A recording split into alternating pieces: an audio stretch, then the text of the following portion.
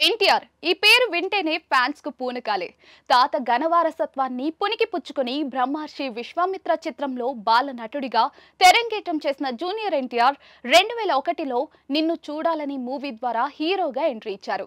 తర్వాత ఎస్ఎస్ రాజమౌళి దర్శకత్వంలో వచ్చిన స్టూడెంట్ నెంబర్ 1తో విజయం అందుకున్న తారక్ అంచెలంచెలుగా ఎదుగుతూ నటనలో తాత నందమూరి తారక రామారావులా, డాన్స్ లో మైకల్ జాక్సన్ లా మెప్పించి ప్రపంచ వ్యాప్తంగా ప్రేక్షకుల ప్రేమాభిమానాలను సొంతం చేసుకున్నారు. RRR మూవీతో ఏకంగా ఎన్టీఆర్ స్థాయి పాన్ ఇండియా వరకు చేరుకుంది. సౌత్ నార్త్ తేడా లేకుండా ప్రతి ఒక్కరూ కూడా తారక్ డాన్స్ యాక్టింగ్ కు ఫిదా అయిపోతున్నారు.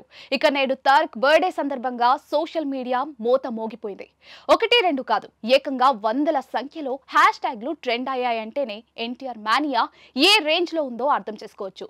ఎన్టీఆర్ అంటే ఒక పేరు కాదు, ఒక బ్రాండ్.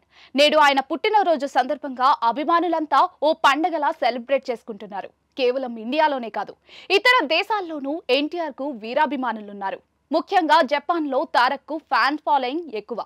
అలాగే హీరోలు, సెలబ్రిటీలు అంతా కూడా తారక్ కు బర్త్డే విషెస్ తెలుపుతూ ఉన్నారు. ఇందులో భాగంగా ఐకానిక్ స్టార్ అల్లు అర్జున్ కూడా విష్ చేశారు.